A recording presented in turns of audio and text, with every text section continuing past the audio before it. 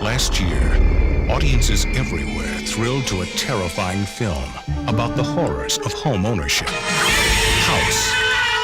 Now, there's an all-new house. Wow. With brand new owners. And the place is really coming to life. These old houses, you just gotta teach them who's boss. There are long-forgotten relatives. Surprise! Unexpected guests.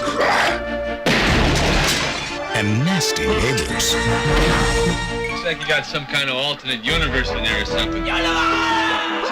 Is she a virgin? Because I've never seen one before. Every door Guy with the big gun goes first. leads to another dimension. Thanks, Charlie. Listen, fellas, we got a little problem in the other room. I think you better come have a look. Every step forward is a step back in time. And every room is a room with a view. Charlie, there's a jungle in there. I got your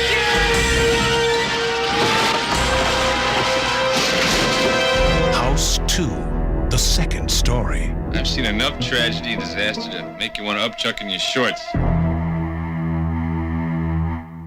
House 2, The Second Story is another movie I watched as a kid, but I couldn't remember what it was, so I had to rediscover it later in life.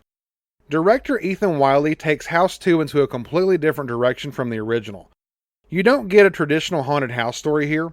Instead, you'll get more of a comedic fantasy adventure with a dash of horror, which results in something that feels uniquely 80s. House 2 is a bit like Indiana Jones and the Temple of Doom, meets a Saturday morning cartoon iteration of Evil Dead 2. The story follows Jesse, who inherits a creepy old mansion that has been in his family for generations. With the help of his bumbling friend Charlie, Jesse unearths his great-great-grandfather, played by Royal Dano, who they end up calling Gramps. Gramps was buried with an ancient crystal skull that has magical powers, and he has been waiting all this time for someone to come dig him up. With Gramps and the crystal skull around, they find themselves on a bizarre adventure when they discover that the house holds portals to other dimensions. They encounter zombie cowboys, prehistoric creatures, and visit an Aztec temple with an electrician/adventurer.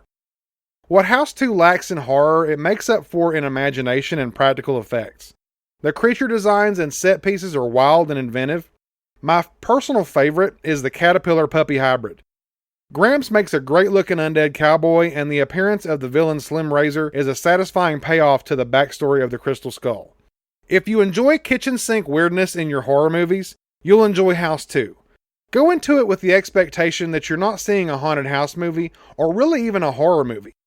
Just be ready to have fun with wherever the story goes, because that's what seems to have been what the filmmakers did.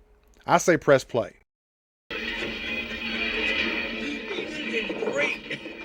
Keep coming and coming and coming. Where the hell are they all coming from anyhow?